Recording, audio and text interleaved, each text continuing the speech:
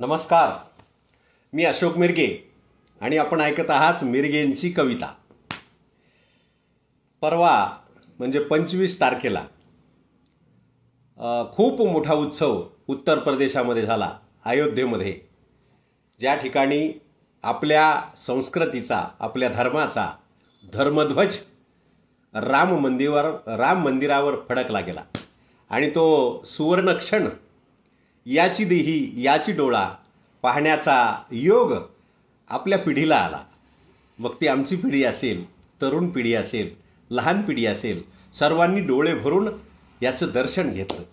आणि जे 500 वर्षात कुणाला जमलं नाही ते ज्यानं करून दाखविलं, त्याच्यावर मात्र टीकेची झोड उठली. पंतप्रधानांनी असे हात वर करून ज्यावेळेस त्या ध्वजाला नमस्कार केला, त्यावेळेस त्यांचं अंतःकरण भरून आलं आणि हात थरथर कापले.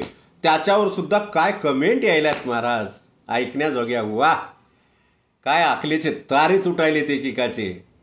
अरे, आमची हयात गेली, 60 वर्ष वयाला झालेत, 370 कलम ज्याला हटविता आलं नाही, ज्यांनी बढाया मारल्या, ज्यांना राम मंदिर बांधता आलं नाही, राम जन्मभूमी मुक्त करता आली नाही, त्यांनी अशा वल्गना कराव्यात की बॉम्बस्फोट सुद्धा तुमच्या सत्तेमुळेच व्हायला लागलेत. जे करायलात ते तुमच्या स्वार्थामुळेच करायलात. अरे काय काय काय म्हणावं काय तुम्हाला? हा, कुठं चालली अक्कल तुमची? काय उपमा द्यावी तुम्हाला? कशाची उपमा द्यावी? एखादा देशाचा प्रमुख की जो निष्प्रह आहे, संन्यासी आहे, जो उत्तर प्रदेशचा मुख्यमंत्री सुद्धा संन्यासी आहे, ज्यांना भगव्या वस्त्राशिवाय अंगावर काही नाही, अशा लोकांनी, ठीक आहे त्याची 50 लाखाची गाडी असेल, तो पदावर आहे, तो वापरायलाय, मला सांगा त्यांनी घरच्यासाठी काय स्वार्थ साधलाय? त्या लोकांनी कुठलं कुटुंब आहे त्यांना? कुठल्या बँकेत पैसे आहेत त्यांचे? कुठं इस्टेट आहे कोणाच्या नावावर त्यांची? कुठं त्यांचे नातेवाईक राजकारणात आहेत? कुठं त्यांच्या नातेवाईकांना गाद्या गिरद्या दिल्यात? कोणती पदं दिली आहेत? हा, छोटीशी टपरी आहे त्या यांच्या बहिणीची, किराणा दुकानाची. पाहिलं, आश्चर्य वाटलं मला. उत्तर प्रदेशच्या मुख्यमंत्र्यांची, योगी आदित्यनाथची जी बहीण आहे, ती चॉकलेट, गोळ्या आणि चहा पाण्याची टपरी हो. हा, मोदीच्या भावाचे छोटे छोटे दुकान आहेत हो. आणि असं असताना काय काय म्हणावं तुमच्या बुद्धीला? त्याची टिंगल करता, त्याची टीका करता तुम्ही. तुमच्याकडे काही प्रश्नाचे उत्तर आहेत का? ज्यावेळेस भारताला स्वातंत्र्य मिळालं आणि देशाची फाळणी झाली, ज्यावेळेस देशाची फाळणी झाली, त्यावेळेस पाकिस्तान मुस्लिम राष्ट्र घोषित केलं आपल्या देशाच्या तात्कालीन राज्यकर्त्यांनी. मग भारत हिंदू राष्ट्र का नाही घोषित केलं? कशामुळं? भारत निधर्मी राष्ट्र कशामुळं? काय कारण काय याचं? भारतात सगळे हिंदूच राहिलेले होते त्यावेळेस. असतील काही 10-5% मुस्लिम, तेही हिंदू राष्ट्रात राहू शकतात ना, कारण मुस्लिम राष्ट्रात इकडले हिंदू आहेत. याचं उत्तर आहे का कोणाकडं? उचलली जीभ लावली टाळाला, काही कमेंट करायलेत, काही बोलायलेत. अरे, जे शक्य झालं नाही ते शक्य करून दाखविले. आणि हे लोक निस्वार्थी येतं. बाकीचे असतील भ्रष्टाचारी त्या पक्षामध्ये, पण सगळ्याच पक्षात आहेत. पण जो वैयक्तिक माणूस आहे तो, त्यानं काय केलंय स्वतःसाठी? हा, देश विकला, सगळं विकलं, त्याच्यासारखा लफंगा कुणी नाही, नौटंकीबाज कुणी नाही. वा, तुम्ही काय दिवे लावलेत आतापर्यंत? तशा कमेंट करणारांनी काय दिवे लावलेत? मी काही कोणत्या पक्षाचा सदस्य नाही, परंतु खरं तर बोलावं लागल का नाही बोलायचं? खरं तुमचंच हायदू धुला चालू द्यायचा. तुमचंच खरं म्हणायचं. तुम्ही जे बोलताल तेच खरं म्हणायचं. कशामुळं आग व्हायली तुमची? कारण लोक आता हुशार झाले, लोकांना कळू लागलं, लोक वेडे नाही राहिले. मग तुमचे हे प्रचार चालू द्या ना, चालू द्या. काय बोलायचं तर बोला, उपयोग व्हायलाय का काही? काय बोलायचं ते बोला तुम्ही. लोक हुशार झाले आणि त्याच्यामुळं आता लोकांना फसवणं किंवा चुकीच्या मार्गाने नेणं हे कोणालाही शक्य होणार नाही. तुम्ही तुमच्या झोळ्या भरल्या, बाद झालं ना. आता गौऱ्या पुढे गेल्या तरी तुम्हाला तुमची हाव सुटणं तुम्हाला चलता येईन, सगळं फाउंडेशन हालायला लागलंय, 2-2, 3-3 माणसं धरायला लागायलेत आणि तरी तुम्ही त्यांना हात थरथर कापले तर काय होतं? तुमची अवस्था बघा ना, तुमचं सगळंच कापायलंय, सगळंच कापायलंय तर तुमचं, लोक धरायलेत तुम्हाला चालताना आणि तरी सुद्धा काय म्हणावं?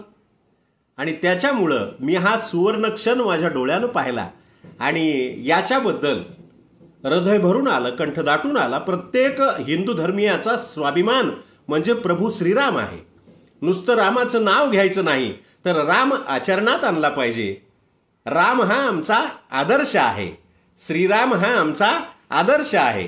आणि म्हणून कीर्तनकार सुद्धा कीर्तनातून सांगतात, चरित्र ते उच्चारावे केले देवे गोकुळी.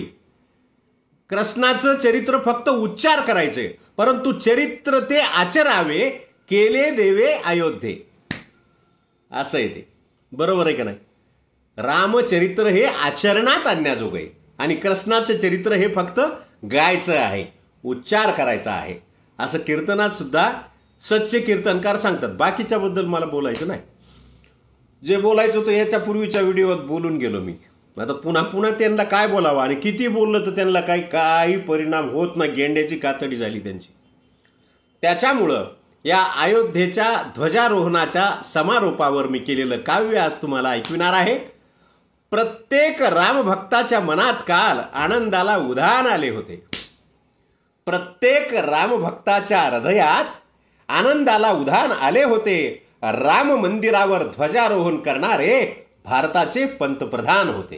होय, तो पंतप्रधान आहे, तो पदावर आहे, म्हणून त्याचा आजही सन्मान आहे.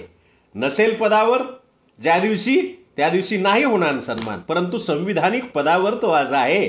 म्हणून प्रत्येक रामभक्ताच्या हृदयात आनंदाला उधाण होते आणि राम मंदिरावर ध्वजारोहण करणारे भारताचे पंतप्रधान होते. या ध्वजाच्या हृदयात लपलेले अनेकांचे बलिदान होते. ज्यावेळेस कारसेवक गेले होते अयोध्येला, त्यावेळेस अनेकांनी गोळ्या खाल्ल्या होत्या आणि म्हणून या ध्वजाच्या हृदयात लपलेले अनेकांचे बलिदान होते. देशाच्या इतिहासात कालचा क्षण सुवर्णाक्षराचे पान होते. प्रत्येकाच्या डोळ्यातील आनंदाश्रूंनी अंतःकरणही पाणवलं होतं.